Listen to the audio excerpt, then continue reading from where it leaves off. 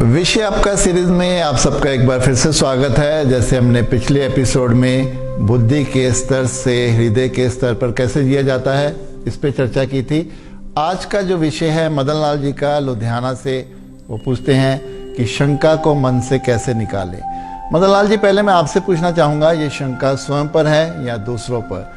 अगर ये स्वयं पर है तो हमें स्वयं पर ही अपना ये काम करना होगा, लेकिन अगर वो दूसरों पर है तो उससे बहुत जल्दी बाहर आना होगा, क्योंकि ये हमारे मानसिक स्तर को नीचे गिराता चला जाता है। इससे हम अपना जीवन तो नरकीय बनाते हैं, अपने आसपास के लोगों का जीवन भी हम नरकीय बनाना शुरू कर देते हैं, क्योंकि शंका हमेशा ही दूसरे के प्रेम और चरित्र को लेके होती है। ये दीमक की तरह हमारे जीवन और हमारे रिश्तों को खाती रहती है।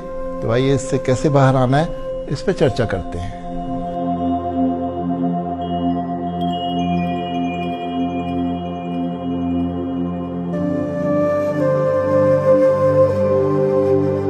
मैं चर्चा करना चाहूँगा जो शंका हमें दूसरों पर आती है, और मेरा मानना है कि पहला तरीका है कि कम्युनिकेशन।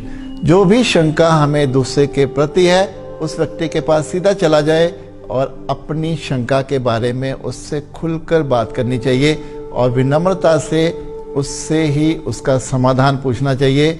मुझे लगता है काफ़ी हद तक हम अपनी इस शंका से तब बाहर निकल जाते हैं।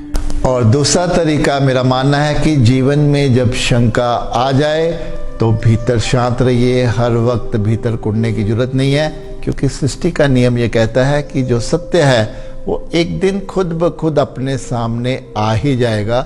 अगर कोई हमसे बेईमानी, धोखा या झूठ कर भी रहा है, ये उसी पे छोड़ दें, क्योंकि ये उसका कर्म है।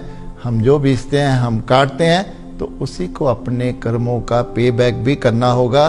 लेकिन अपना जीवन खराब करने की यहाँ पे कोई आवश्यकता नहीं है। और तीसरा तरीका जो मेरा खुद का अनुभव है कि जीवन को ध्यान और प्रेम की तरफ लेके चलें, जिससे जीवन में करुणा आती है। करुणा यही कहती है कि सामने वाला अगर कुछ गलत भी कर रहा है, उसको इसमें कुछ खुशी मिलती होगी, तो उसको ये भी करके देख लेने दे।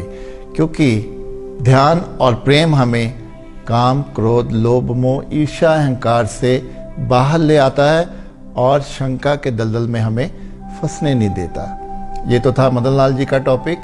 आपका भी कोई विषय है, आप नीचे कमेंट बॉक्स पर लिख दें।